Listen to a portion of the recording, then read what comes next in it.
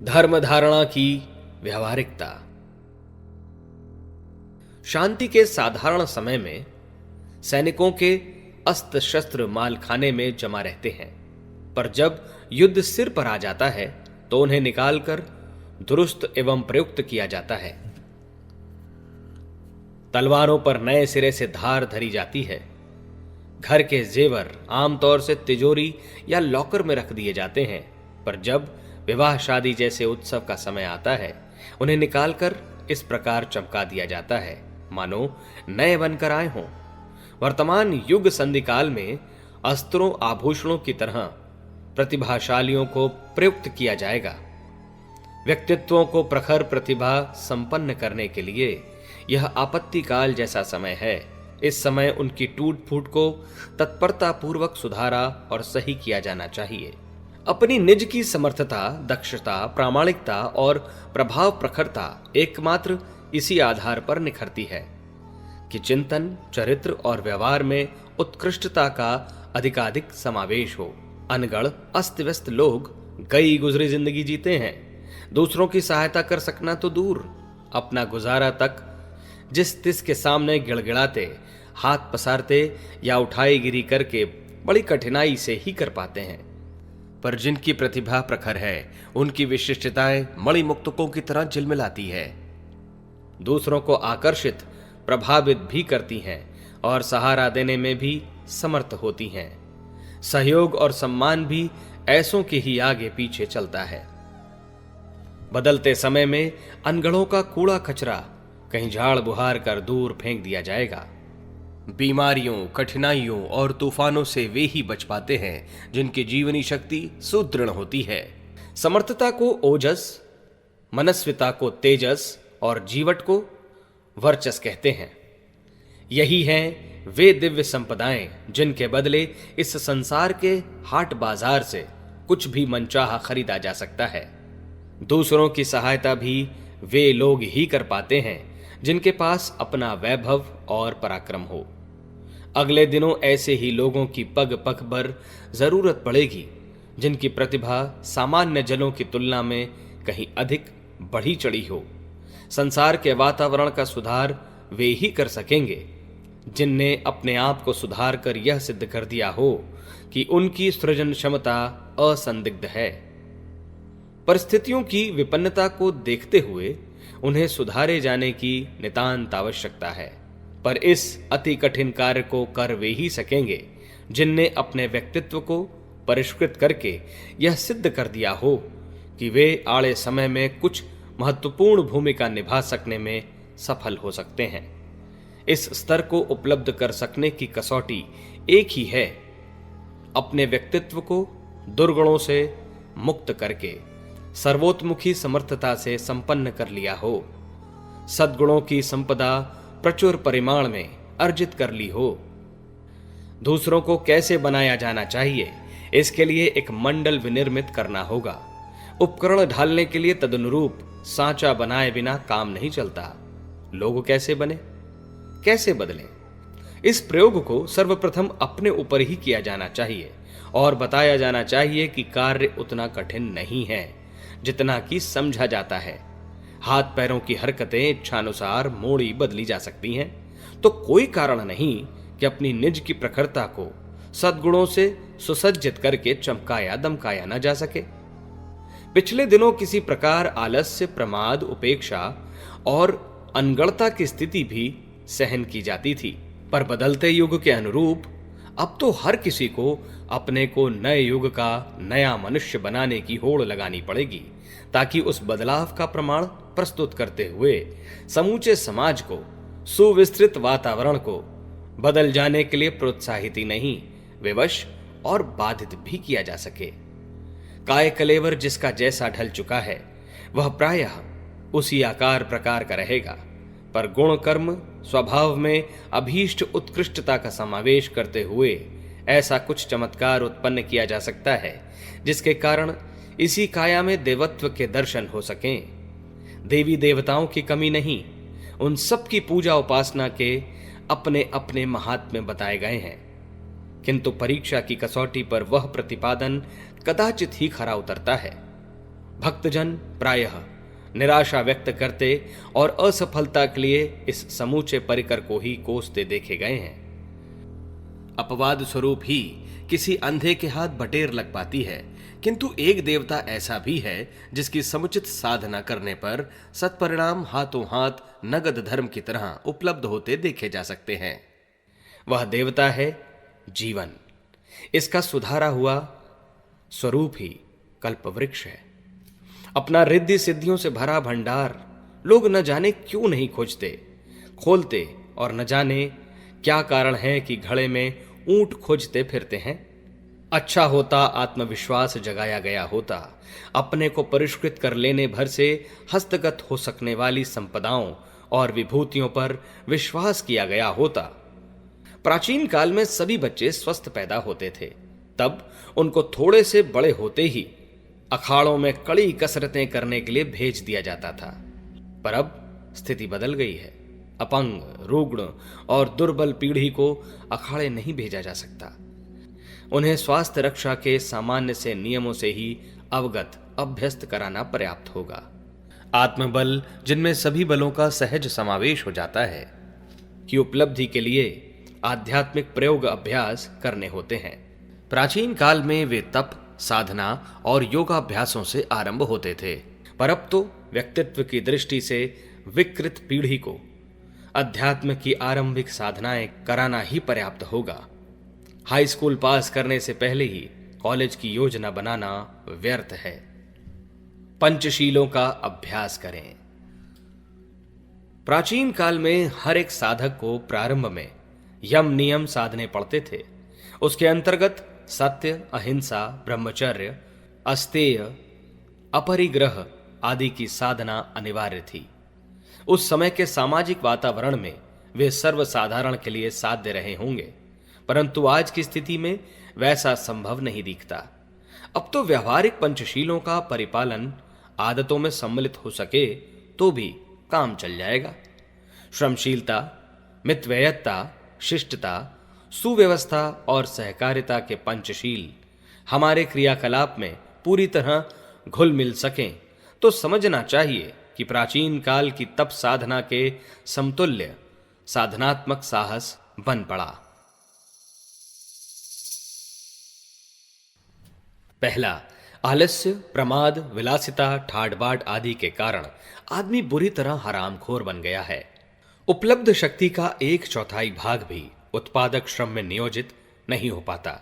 निठल्लेपन में शारीरिक, मानसिक असमर्थता पनपती है।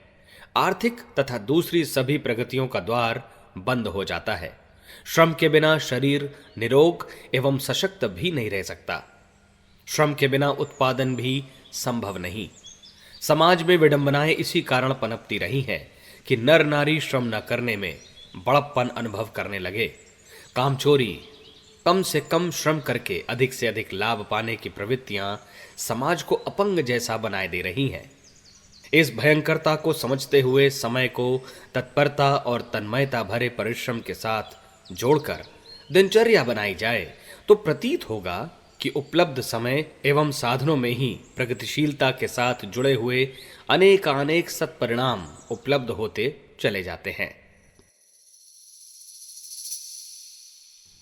दूसरा, अपव्यय आज का दूसरा अभिशाप है।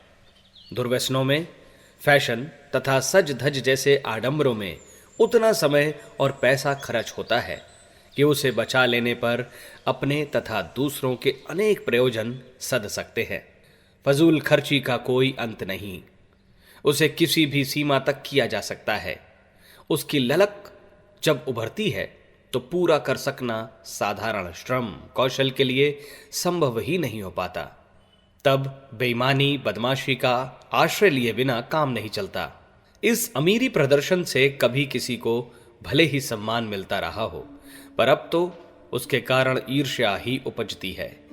उसके फलस्वरूप मात्र उसकी नकल बनाने या फिर नीचा दिखाने की प्रतिक्रिया दीख पड़ती है। सादा जीवन, उच्च विचार वाली उत्कृष्टता का तो एक प्रकार से समापन ही होता जाता है। उदारता को चरितार्थ करने का अवसर तो तब मिले जब अपव्यय से कुछ बचे। तीसरा, शिष्टता सभ्यता की आधारशिला है और अशिष्टता अनगढ़पन की सबसे बुरी प्रतिक्रिया है। दूसरों के असम्मान और अपने अहंकार के संयोग से ही ऐसी उद्दंडता उभरती है कि शिष्ट, मधुर, विनीत एवं सज्जोनचित व्यवहार करते ही नहीं बन पड़ता। यही प्रवृत्ति अशिष्टता बनकर उभरती है, उसे अपनाने वालों की छवि ही धूमिल होती है। इसके स्थान पर विनम्रता, सभ्यता का परिचय देना ही भलमनसाहत का प्रमुख चिन्ह है। यह बर्ताव बड़ों के साथ ही नहीं, छोटों के साथ भी उतनी ही तत्परता पूर्वक किया जाना चाहिए। यह उक्ति बहुत महत्वपूर्ण है कि शालीनता बिना मोल मिलती है, परंतु उससे सब कुछ खरीदा जा सकता है। शालीनता का जिन्हें अभ्यास है, उनके परिवार में कभी कलह नहीं होती। सौमनस्य का स्वर्गीय वातावरण बना रहता है। शालीन व्यक्ति के मित्र, सहयोगी अनायास ही बढ़ते चले जाते हैं, जबकि अशिष्ट व्यक्ति अपनों को भी पराया कर डालता है। जीवन की सफलता में शालीनता का असाधारण योगदान रहता है। चौथा, सुव्यवस्था का तात्पर्य है अपने समय, श्रम, मनोयोग, जीवन क्रम, शरीर, सामर्थ्य आदि सभी संबद्ध उत्पादनों का सुनियोजन। उन्हें इस प्रकार संभाल कर सुनियोजित रखा जाना चाहिए कि उनको अस्त व्यस्तता से बचाया जा सके और अधिकाधिक समय तक उनका समुचित लाभ उठाया जा सके। यह प्रक्रिया स्वभाव में सुव्यवस्था की दृष्टि रहने पर ही बन पड़ती है। लोक व्यवहार का यह सबसे बड़ा सद्गुण है, जिसे संभालना, सदुपयोग करना, सुनियोजित रखना आ गया। समझना चाहिए उसे गुणवानों में गिना जाएगा, उसका लोहा सर्वत्र माना जाएगा। सुनियोजन ही सौंदर्य है, उसी को कला कौशल भी कहना चाहिए। मैनेजर, गवर्नर, सुपरवाइजर जैसे प्रतिष्ठित पदों का श्रेय उन्हीं को मिलता है, जो न केवल स्वयं को बल्कि अपने परिकर को भी सुव्यवस्था के अंतर्गत चलने, अनुशासन में रहने के लिए सहमत करते हैं। प्रगति का प्रमुख आधार यही है। पांचवा शील है सहकारिता। मिलजुल कर काम करना, आदान प्रदान का उपक्रम बनाए रखने में सतर्कता बरतना, परिवार में, कारोबार में, लोक व्यवहार में सामंजस्य बनाए रह सकना तभी बन पड़ता है जब उदारता भरी सहकारिता को अपने सभी क्रियाकलापों में सुनियोजित रखा जा सके। जो एकाकीपन से ग्रसित हैं, उसे असामाजिक, उपेक्षित रहना पड़ता है और नीरसता, निराशा के बीच ही दिन गुजारता है। बदले में स्नेह, सहयोग, सम्मान पाने का अवसर उन्हें मिलता ही नहीं जो संकीर्ण स्वार्थपरता से जकड़े निष्ठुर प्रकृति के होते हैं।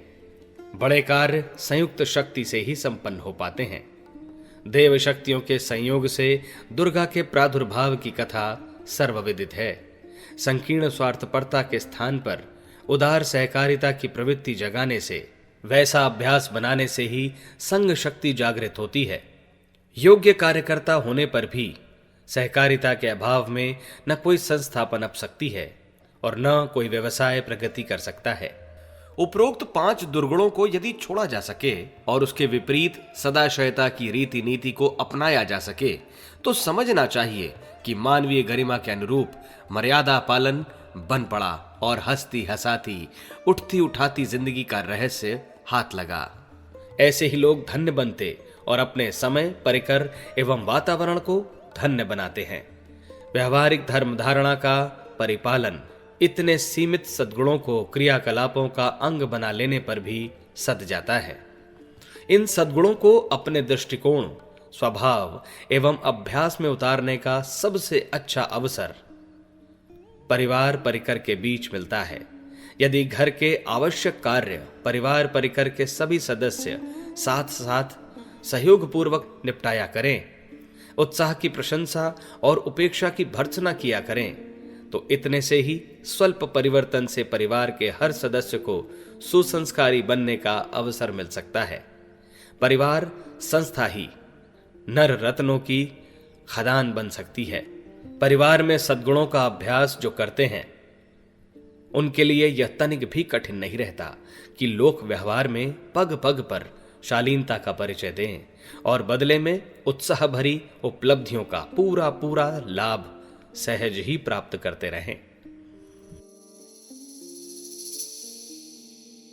उच्च मानसिकता के 4 सूत्र। व्यवहार की धर्म धारणा और सेवा साधना उपरोक्त सद्गुणों को जीवन में उतारने भर से बन पड़ती है। इसके अतिरिक्त दूसरा क्षेत्र मानसिकता का रह जाता है। उसमें चरित्र और भावनात्मक विशेषताओं का समावेश किया जा सके तो समझना चाहिए कि लोक परलोक दोनों को ही समुन्नत स्तर का बना लिया गया। 4 वेद, 4 धर्म, 4 कर्म, 4 दिव्य वरदान जिन्हें कहा जा सकता है, उन 4 मानसिक विशेषताओं को समझदारी, ईमानदारी, जिम्मेदारी, बहादुरी के नाम से जाना समझा जा सकता है। समझदारी का अर्थ है तात्कालिक आकर्षण पर संयम बरतना, अंकुश लगाना और दूरगामी चिरस्थायी परिणतियों प्रतिक्रियाओं का स्वरूप समझना, तदनुरूप निर्णय करना, उपक्रम अपनाना। चटोरेपन की ललक में लोग अभक्ष्य भक्षण करते हैं और कामुकता के उन्माद में शरीर और मस्तिष्क को खोखला करते रहते हैं। ऐसे ही दुष्परिणाम अन्य अदूरदर्शिताएं उत्पन्न करते हैं। उन्हीं की प्रेरणा से लोग अनाचार पर उतरते, कुकर्म करते और प्रताड़ना सहते हैं। अदूरदर्शिता के कारण ही लोग मछली की तरह सामान्य से प्रलोभनों के लोभ में बहुमूल्य जीवन गंवा देते हैं। समझदारी यदि साथ देने लगे तो इंद्रिय संयम, समय संयम, अर्थ संयम अपनाते हुए इन छिद्रों को सरलता पूर्वक रोका जा सकता है जो जीवन संपदा को अस्त व्यस्त करके रख देते हैं। ईमानदारी बरतना सरल है, जबकि बेईमानी बरतने में अनेक प्रपंच रचने और छल छद्म अपनाने पड़ते हैं। स्मरण रखने योग्य तथ्य यह है कि ईमानदारी के सहारे ही कोई व्यक्ति प्रामाणिक और विश्वासी बन सकता है। उन्हीं को जन जन का सहयोग एवं सम्मान पाने का अवसर मिलता है। उत्कर्ष अभ्युदय के लिए इतना अवलंबन बहुत है। आगे की गतिशीलता तो अनायास ही चल पड़ती है। बेईमान वे हैं जिन्होंने अपना विश्वास गंवाया और जिनकी मित्रता मिलती रह सकती थी, उन्हें अन्य मनस्क एवं विरोधी बनाया। इससे प्रकट है कि ईमानदारी की सामर्थ्य कितनी बड़ी चढ़ी है। जिनकी प्रतिष्ठा एवं गरिमा अंत तक अक्षुण्ण बनी रहती है, उनमें से प्रत्येक को ईमानदारी की रीति नीति सच्चे मन से अपनानी पड़ती है। झूठों की बेईमानी तो काट की हानि की तरह एक बार ही चढ़ती है। तीसरा भाव पक्ष है जिम्मेदारी। हर व्यक्ति शरीर रक्षा, परिवार व्यवस्था, समाज निष्ठा, अनुशासन का परिपालन जैसे कर्तव्यों से बंधा हुआ है। जिम्मेदारियों को निभाने पर ही मनुष्य का शौर्य निखरता है, विश्वास बनता है। विश्वसनीयता के आधार पर ही वह व्यवस्था बनने लगती है जिसके अनुसार उन्हें अधिक महत्वपूर्ण जिम्मेदारियां सौंपी जाए। प्रगति के उच्च शिखर पर जा पहुंचने का सुयोग खिंचता चला आए, लोग उन्हें आग्रहपूर्वक बुलाएं और सिर माथे पर चढ़ाएं। व्यक्तित्व जिम्मेदार लोगों का ही निखरता है। बड़े पराक्रम करते उन्हीं से बन पड़ता है। चौथी आध्यात्मिक संपदा है बहादुरी। हिम्मत भरी साहसिकता, निर्भीक पुरुषार्थ परायणता, जोखिम उठाते हुए भी उस मार्ग पर चल पड़ना जो नीति निष्ठा के साथ अविच्छिन्न रूप से जुड़ा हुआ है। बुराइयां संघर्ष के बिना जलती नहीं और संघर्ष के लिए साहस अपनाना अनिवार्य होता है। कायर, कृपण, डरपोक, दीनहीन अक्सर इसलिए अपने ऊपर आक्रमण और शोषण करने वालों को चढ़ दौड़ने के लिए न्योत बुलाते हैं कि उनमें अनीति के आगे सिर न झुकाने की हिम्मत नहीं होती। दबने, बच निकलने और जैसे तैसे मुसीबत टालने की वृत्ति जिनने अपनाई हुई होती है, वे किसी के द्वारा भी कहीं भी पीसे और दबोचे जाते हैं। ऐसे ही लोग हैं जो दुष्टता के सामने भी सिर झुकाते हैं और नाक रगड़ते देखे गए हैं। इतने पर भी उन्हें सुरक्षा नहीं मिल पाती। सभी जानते हैं कि बहादुरों की अपेक्षा कायरों पर आताताइयों के आक्रमण 1000 गुने अधिक होते हैं।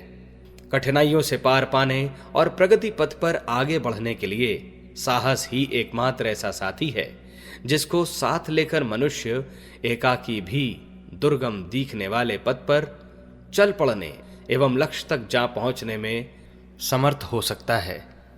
पंचशील और 4 वर्चस, इस प्रकार यह 9 की संख्या युग धर्म के अनुरूप बैठती है। सौर मंडल के ग्रह 9 हैं। नवरत्न और रिद्धि सिद्धियां भी 9 की संख्या में ही प्रख्यात हैं। इन 9 गुणों में से जो जितनों को जिस अनुपात में अपना सके वे उतने ही बड़े ईश्वर भक्त और धर्मात्मा कहलाएं। इन्हें यदि योगाभ्यास और तप साधना कहा जाए तो भी कुछ अतियुक्ति न होगी। धर्म और कर्म में उतारी अपनाई गई उत्कृष्टता, आदर्शवादिता ही प्रकारांतर से स्वर्ग जैसा उल्लास भरा मानस और जीवन मुक्ति जैसी तृप्ति, तुष्टि एवं शांति प्रदान कर सकने में हाथों हाथ समर्थ होती है।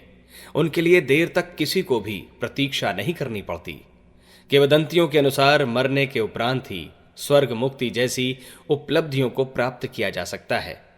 किंतु यदि कल्पनाओं की उड़ान से नीचे उतरकर व्यावहारिक धर्म कर्म में 9 सूत्री उत्कृष्टता का समावेश किया जाए तो जीवित रहते हुए भी स्वर्गीय अनुभूतियों और मुक्ति स्तर की विभूतियों का हर घड़ी रसास्वादन करते रहा जा सकता है। इतना ही नहीं, इन 2 के अतिरिक्त एक और तीसरा लाभ भी प्राप्त किया जा सकता है। सिद्धियों के चमत्कार भी हस्तगत हो जाते हैं, सफलताएं खिंचती हुई चली जाती हैं और मनस्वी के पैरों तले लौटने लगती हैं। सुनिश्चित राजमार्ग अपनाएं। देवता की पूजा अर्चना के लिए पंचोपचार, षोडशोपचार नाम से जाने जाने वाले कर्मकांडों, क्रियाकृत्यों का प्रयोग भक्तजन करते रहते हैं। इसके बदले उन्हें क्या मिला उसका विवरण तो वे स्वयं ही बता सकते हैं, पर उपरोक्त साधनाओं को निश्चित रूप से विश्वासपूर्वक नवधा भक्ति के स्थान पर प्रतिपादित किया जा सकता है और देखा जा सकता है कि उसके सहारे प्रत्यक्ष और अप्रत्यक्ष दोनों ही क्षेत्रों में गरिमामय उपलब्धियों को सहज सरलतापूर्वक हस्तगत कर लिया गया या नहीं। राजमार्ग पर चलने वाले भटकते नहीं, झाड़ झंकाड़ों में वे उलझते हैं, जिन्हें छलांग लगाकर तुर्त फुर्त बिना पुरुषार्थ का परिचय दिए ही बहुत कुछ पा लेने की ललक सताती है। आकुल व्याकुल मनस्थिति में आनन फानन, इंद्र जैसा वर्चस और कुबेर जैसा वैभव कहीं से भी उड़ा लाने की मानसिकता ही लोगों को हैरान करती रहती है। ऐसे ही व्यक्ति साधना से सिद्धि के सिद्धांत पर लांछन लगाते और आरोप थोपते हुए देखे गए हैं। 9 गुणों का 9 सूत्रों वाला यज्ञोपवीत धारण करने की विधा इसी संकेत पर ध्यान केंद्रित किए रहने के लिए विनिर्मित की गई है कि पंच तत्वों से बनी रक्त, मांस, अस्थि जैसे पदार्थों से अंग प्रत्यंगों को जोड़ गांठ कर खड़ी की गई इस मानव काया को यदि 9 लखा हार से सुसज्जित करना हो तो उन 9 गुणों को चिंतन, चरित्र, व्यवहार में गुण, कर्म, स्वभाव में गहराई तक समाविष्ट किया जाए। उन्हें क्रियाकलापों में अभ्यास में शामिल करने के लिए प्राणपण से प्रयत्न करना चाहिए। यह ऐसा कायाकल्प है जिसके लिए किसी बाहरी धनवंतरी की मनुहार आवश्यक नहीं। यह च्यवन ऋषि जैसा पुनर्यौवन प्राप्त करने का सुयोग है जिसके लिए अश्विनी कुमारों का अनुग्रह तनिक भी अपेक्षित नहीं। यह समूची उदात्तीकरण की, पशु को देवता बना देने वाली महान उपलब्धि है जिसे कभी द्विजत्व, दूसरे जन्म के नाम से जाना जाता था। इसमें आकृति नहीं, प्रकृति बदलती है और मनुष्य जिस भी जैसी भी स्थिति में रह रहा हो उसे उसी क्षेत्र में वरिष्ठता की सहज उपलब्धि हो जाती है। धर्म धारणा को विभिन्न संप्रदायों और मत मतांतरों ने भिन्न भिन्न संख्याओं में गिनाया है और स्वरूप तथा प्रयोग अपनी अपनी मान्यता के अनुरूप बताया समझाया है। किंतु आज की स्थिति में जबकि अनेक थनों से दुहे गए दूध को सम्मिश्रित करके एक ही मथनी से मत कर एक जैसी आकृति का एक ही नाम वाला मक्खन निकालने की उपयोगिता आवश्यकता समझी जा रही है, तो फिर उपरोक्त 9 रत्नों से जड़े गए हार को सर्वप्रिय एवं सर्वमान्य आभूषण ठहराया जा सकता है। मिठाई मिठाई रटते रहने और उनके स्वरूप स्वाद का अलंकारिक वर्णन करते रहने भर से न तो मुंह मीठा होता है और न पेट भरता है। उसका रसास्वादन करने और लाभ उठाने का तरीका एक ही है कि जिसकी भाव भरी चर्चा की जा रही है उसे खाया ही नहीं पचाया भी जाए। धर्म उसे कहते हैं जो धारण किया जाए। उस आवश्यकता की पूर्ति के लिए कथा प्रवचनों को कहते सुनते रहना भी कुछ कारगर न हो सकेगा। बात तो तब बनेगी जब जिस प्रक्रिया का महात्म्य कहा सुना जा रहा हो उसे व्यवहार में उतारा जाए। व्यायाम किए बिना कोई पहलवान कहां बन पाता है। इसी प्रकार धर्म के तत्व ज्ञान को व्यावहारिक जीवनचर्या में उतारने के अतिरिक्त और कोई विकल्प है नहीं। कर्मकांडों के साथ भाव संवेदना का समावेश।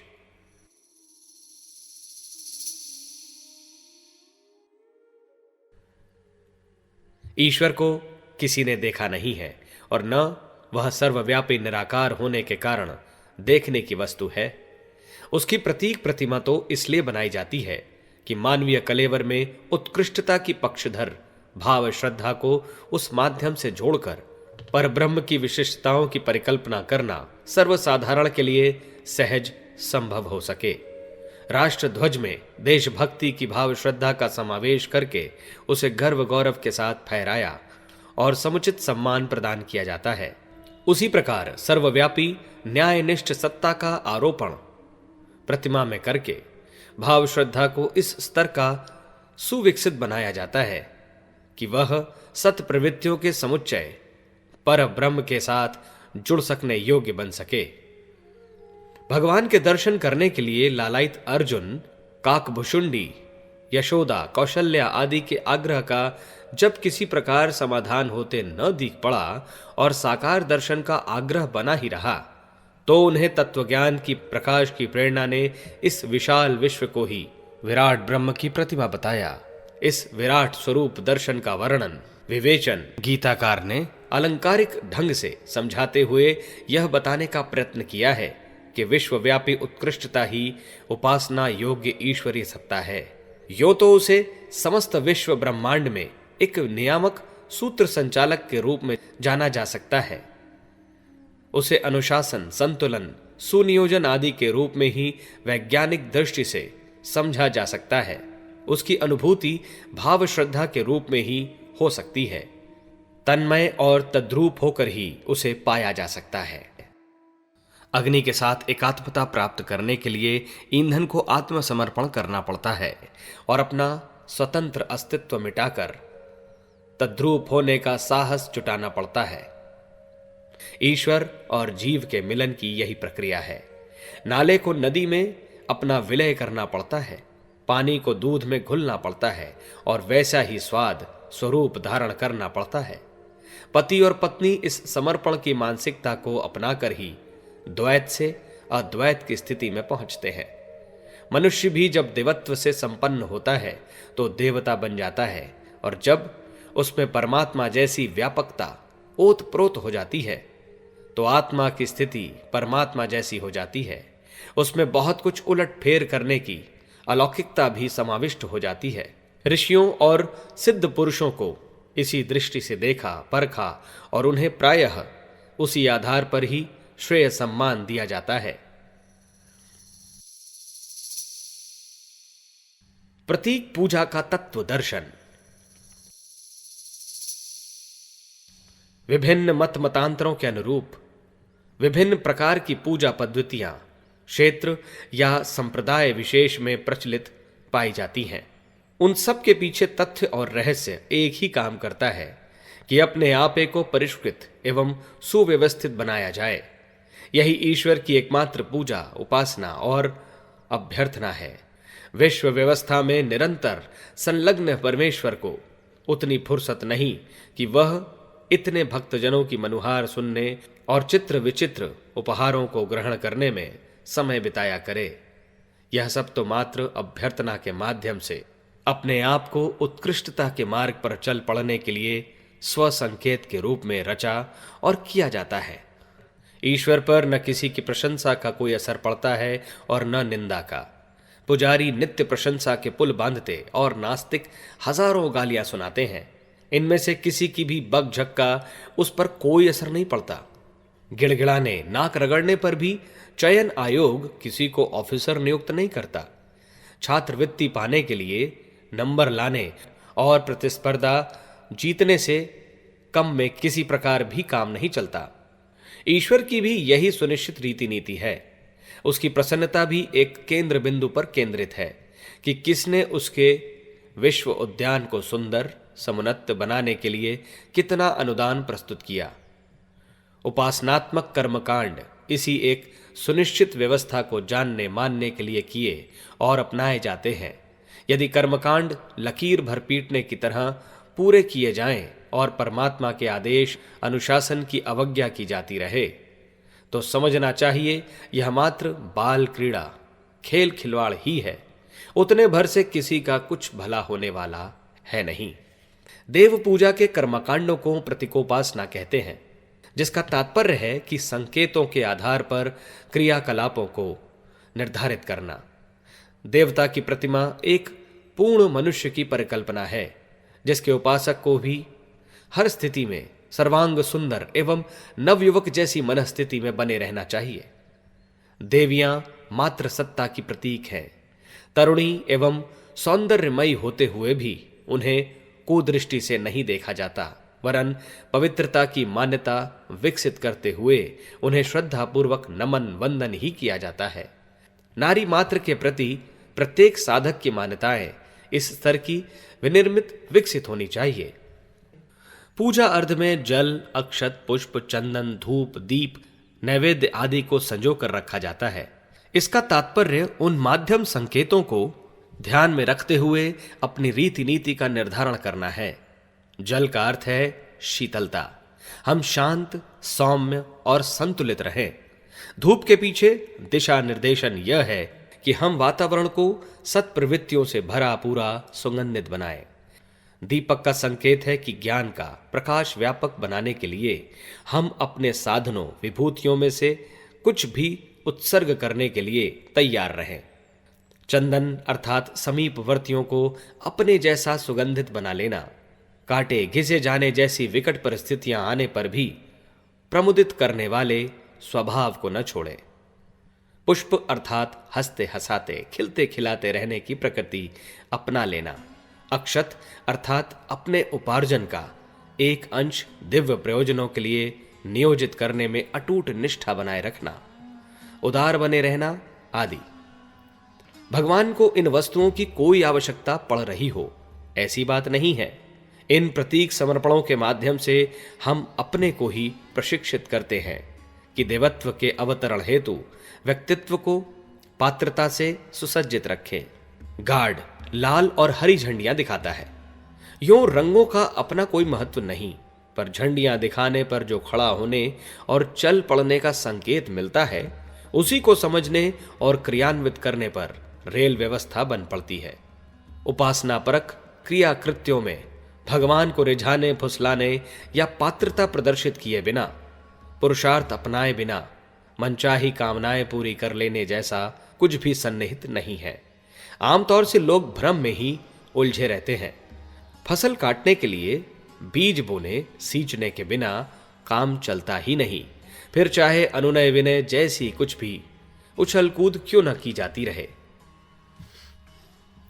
उपासना ध्यान धारणा का स्वरूप और मर्म। पूजा विधि में प्रज्ञा परिवार के परिजन आमतौर से अपनी अपनी रुचि और सुविधा के अनुरूप जप, ध्यान और प्राणायाम का अवलंबन अपनाते हैं। इन तीनों का प्राण प्रवाह तभी वरदान बनकर अवतरित होता है जब इन तीनों के पीछे अविच्छिन्न रूप से जुड़ी हुई प्रेरणाओं को अपनाया जाए। नाम जप का तात्पर्य है जिस परमेश्वर को, उसके विधान को आमतौर से हम भूले रहते हैं, उसको बार बार स्मृति पटल पर अंकित करें। विस्मरण की भूल न होने दें। सुर दुर्लभ मनुष्य जीवन की महती अनुकंपा और उसके साथ जुड़ी हुई सृष्टा की आकांक्षा को समझने, अपनाने की मानसिकता बनाए रहने का नित्य प्रयत्न करना ही नाम जप का महत्व और महात्म है। साबुन रगड़ने से शरीर और कपड़ा स्वच्छ होता है। घिसाई रंगाई करने से निशान पड़ने और चमकने का अवसर मिलता है। जप करने वाले अपने व्यक्तित्व को इसी आधार पर विकसित करें। ध्यान जिनका किया जाता है उन्हें लक्ष्य मानकर तद्रूप बनने का प्रयत्न किया जाता है। राम, कृष्ण, शिव आदि की ध्यान धारणा का यही प्रयोजन है कि उस स्तर की महानता से अपने को ओतप्रोत करें। परिजन प्रायः गायत्री मंत्र का जप और उदीयमान सूर्य का ध्यान करते हैं। गायत्री अर्थात सामूहिक विवेकशीलता, इस प्रक्रिया से अनुप्राणित होना ही गायत्री जप है। सूर्य की दो विशेषताएं सुपरिचित हैं, एक ऊर्जा, दूसरी आभा। हम ऊर्जावान अर्थात प्रगतिशील, पुरुषार्थ परायण बने। ज्ञान रूपी प्रकाश से सर्वत्र प्रगतिशीलता का, सत्प्रवृत्तियों का विस्तार करें। स्वयं प्रकाशित रहें, दूसरों को प्रकाशवान बनाएं। गर्मी और आलोक की आभा जीवन के हर क्षण में, हर कण में ओतप्रोत रहे। यही सूर्य ध्यान का मुख्य प्रयोजन है। ध्यान के समय शरीर में ओजस, मस्तिष्क में तेजस और अंतःकरण में वर्चस की अविच्छिन्न वर्षा जैसी भावना की जाती है। इस प्रक्रिया को मात्र कल्पना जल्पना भर मानकर छोड़ नहीं देना चाहिए, वरन तदनुरूप अपने आप को विनिर्मित करने का प्रयत्न भी प्राणपण से करना चाहिए। प्राणायाम में नासिका द्वारा ब्रह्मांड व्यापी प्राण तत्व को खींचने, धारण करने और घुसे हुए अशुभ को बुहार फेंकने की भावना की जाती है। संसार में भरा तो भला बुरा सभी कुछ है, पर हम अपने लिए मात्र दिव्यता प्राप्ति को ही उपयुक्त समझें। जो श्रेष्ठ उत्कृष्ट है उसी को पकड़ने और सत्ता में प्रतिष्ठित करने का प्रयत्न करें। नितांत निरीह, दुर्बल, कायर, कातर न रहे, वरन ऐसे प्राणवान बने कि अपने में और संपर्क क्षेत्र में प्राण चेतना का उभार विस्तार करते रहने में संलग्न रह सकें। जप, ध्यान और प्राणायाम की क्रिया प्रक्रिया साधक बहुत दिनों से अपनाते चले आ रहे हैं। कुछ शंका हो तो निकटवर्ती किसी जानकार से पूछकर उस कमी को पूरा किया जा सकता है। अपने सुविधानुसार समय एवं कृत्य में आवश्यक हेर फेर भी किया जा सकता है, परंतु यह नहीं भुलाया जाना चाहिए कि प्रत्येक कर्मकांडों के पीछे आत्मविकास एवं समाज उत्कर्ष की जो अभिव्यंजनाएं भरी पड़ी हैं उन्हें प्रमुख माना जाए और लकीर पीटने जैसी नहीं, वरन प्रेरणा से भरी पूरी मानसिकता को उस आधार पर समुन्नत परिष्कृत किया जाए।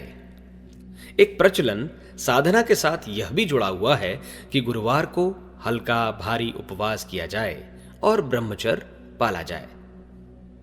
दोनों के पीछे संयम साधना का तत्वज्ञान समाविष्ट है। इंद्रिय संयम, समय संयम, अर्थ संयम और विचार संयम वाली प्रक्रिया यदि बढ़ने फलने फूलने दी जाए तो वह उपर्युक्त चतुर्विध संयमों की पकड़ अधिकाधिक कड़ी करते हुए साधकों को सच्चे अर्थों में तपस्वी बनने की स्थिति तक घसीट ले जाती है। ओजस्वी, तेजस्वी, मनस्वी बनने के लिए, त्रिविध लक्ष्य प्राप्त करने के लिए किए गए प्रयत्नों को ही सच्चे अर्थों में तपस्वी कहते हैं। तप की दिव्य शक्ति सामर्थ्य से अध्यात्म क्षेत्र के हर अनुयायी को भली प्रकार परिचित एवं प्रभावित होना चाहिए। स्नान, भोजन, शयन, मल विसर्जन आदि नित्य कर्मों की तरह ही उपासना आराधना के लिए भी कुछ समय नित्य रहना चाहिए, ताकि जीवन लक्ष्य को हृदयंगम किए रहने में विस्मरण या प्रमाद उत्पन्न न होने पाए। प्रातःकाल आंख खुलते ही नया जन्म होने जैसी भावना की जाए और आज की अवधि को समग्र जीवन मानते हुए इस प्रकार की दिनचर्या बनाई जाए कि समय, श्रम, चिंतन और व्यवहार में अधिकाधिक उत्कृष्टता का समावेश होता रहे। प्रातःकाल बनी उस रूपरेखा के अनुरूप वह दिन बिताया जाए ताकि प्रमाद और भटकाव की कहीं गुंजाइश न रहे। इसी प्रकार रात्रि को सोते समय एक दिन के जीवन का अवसान होते हुए मानना चाहिए और उस दिन के क्रियाकलापों की ऐसी कठोर समीक्षा करनी चाहिए कि बन पड़े व्यक्तिक्रमों का दूसरे दिन प्रायश्चित किया जा सके और अगले दिन अधिक सतर्कता पूर्वक, अधिक शालीनता का उपक्रम अपनाया जा सके। दान, पुण्य, तीर्थयात्रा, परमार्थ जैसे धर्म कार्यों के लिए अंतराल में मंद या तीव्र उमंग रहती है। इसे भी ईश्वर का संकेत, मार्गदर्शन एवं परामर्श मानकर अपनाने के लिए कुछ न कुछ प्रयत्न करना ही चाहिए। समय के अनुरूप इन सभी का समन्वय विवेक विस्तार की एक ही प्रक्रिया में केंद्रित हो जाता है। ज्ञान यज्ञ, विचार क्रांति या लोकमानस का परिष्कार, सत्प्रवृत्ति संवर्धन आदि नामों से इन्हें ही प्रतिपादित किया जाता है। समय की पुकार, विश्वात्मा की गुहार भी इसी को कह सकते हैं। भ्रष्ट चिंतन और दुष्ट आचरण ने ही असंख्य समस्याओं और संकटों के घटाटोप खड़े किए हैं। इन सब का निवारण, निराकरण मात्र एक ही उपाय, उपचार से संभव हो सकता है कि दूरदर्शी विवेकशीलता को जनमानस में उभारने का प्रयत्न किया जाए। चिंतन, चरित्र एवं व्यवहार में उत्कृष्टता का अभिवर्धन अंतःकरण में भाव संवेदना जगाने से ही संभव हो सकता है। यही अपने समय का युग धर्म है। कोई चाहे तो महाकाल की चुनौती अथवा दिव्य सत्ता का भाव भरा आह्वान भी उसे कह सकते हैं। प्रस्तुत अनुपम सुयोग का लाभ उठाएं। इस प्रयोजन में किस मनःस्थिति और किस परिस्थिति का व्यक्ति क्या करे, इसका व्यावहारिक मार्गदर्शन प्राप्त करने के लिए शांति कुंज में निरंतर चलते रहने वाले 9 दिन के साधना सत्रों में से हर साल एक बार या कम से कम 2 वर्ष में एक बार हरिद्वार जा पहुंचने की योजना बनानी चाहिए। इस उपक्रम को बैटरी चार्ज करने या बदली हुई परिस्थितियों के अनुरूप नया प्रकाश, नया मार्गदर्शन मिलते रहने जैसा सुयोग समझा जा सकता है। आत्म परिष्कार के लिए यह विद्या कारगर सिद्ध होती देखी गई है। जिन्हें देवालय, धर्मशाला, सदावर्त, प्याऊ जैसे परमार्थ प्रयोजन चलाने की इच्छा हो, उनके लिए अत्यंत दूरदर्शिता से भरा पूरा, हाथों हाथ सत्परिणाम उत्पन्न करने वाला एक ही परमार्थ हर दृष्टि से उपयुक्त दिखता है कि वे चल ज्ञान मंदिर का निर्माण कर सकने जैसा प्रयास जुटाए। ज्ञान रथ के रूप में इसकी चर्चा आमतौर से होती रहती है। साइकिल के या ठोस रबड़ के 4 पहियों पर मंदिर नुमा आकृति की इस धकेल गाड़ी में टेप रिकॉर्डर एवं लाउडस्पीकर फिट रहने के कारण उसे जहां कहीं भी ले जाया जाए। वहीं संगीत सम्मेलन एवं प्राणवान संक्षिप्त धर्म प्रवचनों की श्रृंखला चल पड़ती है। नुक्कड़ सभा जैसा जलूस, प्रभात फेरी जैसा माहौल बन जाता है। इसी में 21वीं सदी की प्रेरणाओं से भरा पूरा, सस्ता किंतु युग धर्म का पक्षधर साहित्य भी रखा रहता है, जिसे बिना मूल्य पढ़ने देने और फिर बाद में वापस लेने का सिलसिला चलता रह सकता है। जिनका कुछ खरीदने जैसा आग्रह हो, उन्हें उपलब्ध साहित्य बेचा भी जा सकता है।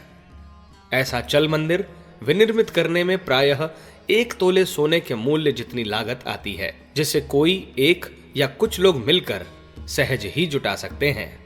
असहयोग आंदोलन के दिनों कांग्रेस के मूर्धन्य नेता खादी प्रचार की धकेल गाड़ियां लेकर निकलते थे और संपर्क में आने वालों को उद्देश्य समझाते हुए पूरे उत्साह के साथ खादी प्रचार में संलग्न रहते थे। आज की परिस्थितियों के अनुरूप चल ज्ञान मंदिर को स्वयं घुमाते हुए वैसा ही पुण्य लाभ प्राप्त किया जा सकता है, जैसा कि विशेष पर्वों पर भगवान का रथ खींचने वाले भक्तजन अपने को पुण्य फल का अधिकारी हुआ मानते हैं। अपने मिशन ने पिछले दिनों 2400 से अधिक प्रज्ञापीठें खड़ी की हैं। अब उससे भी कई गुने चल ज्ञान मंदिर बनवाने की योजना है। इसे गांव मोहल्ले में नव जागरण का अलख जगाने के सदृश युग परिवर्तन का शंखनाद स्तर का उद्घोष जैसा समझा जा सकता है। भगवान से अनुनय विनय करने की कामना भरी पूजा अर्चना भी चिरकाल से होती चली आ रही है। अब इन दिनों एक विशेष अवसर है कि आपत्तिकालीन परिस्थितियों में भगवान की पुकार पर ध्यान दिया जाए और मन मर्जी छोड़कर महाकाल के आमंत्रण पर उसी के सुझाए मार्ग पर चल पड़ा जाए। हनुमान और अर्जुन ने यही किया था। शिवाजी, प्रताप, चंद्रगुप्त, विवेकानंद, विनोबा आदि से कितनी पूजा अर्चना बन पड़ी। इस संबंध में तो कुछ अधिक नहीं कहा जा सकता, पर इतना सर्वविदित है कि उनने दिव्य चेतना के आवाहन को सुना और तदनुरूप कार्यरत हो गए। संभवतः उनकी पूजा उपासना की आवश्यकता उनके इष्ट देव ने स्वयं कर ली होगी और अभीष्ट वरदानों से इन सच्चे साधकों को निहाल कर दिया होगा। हम भी उन्हीं का अनुकरण करें तो इसमें तनिक भी हर्जा होने या घाटा पड़ने जैसा कुछ भी नहीं है। इन दिनों दिव्य चेतना सेवा भावी सज्जनों के समुदाय को अधिक विस्तृत करने में जुट गई है। युग का मत्स्यावतार इन्हीं दिनों अपने कलेवर को विश्वव्यापी बनाने के लिए आकुल व्याकुल है। अच्छा हो हम उसी की महती योजना में भागीदार बने और अपनी मर्जी की पूजा उपासना करके मनचाहे वरदान की विडंबना पर अंकुश लगाए रखें। अपेक्षा की गई है कि इन पंक्तियों के पाठक नर पामरों से ऊंचे उठकर विचारशीलता की दृष्टि से अपेक्षाकृत अधिक परिष्कृत बन चले होंगे।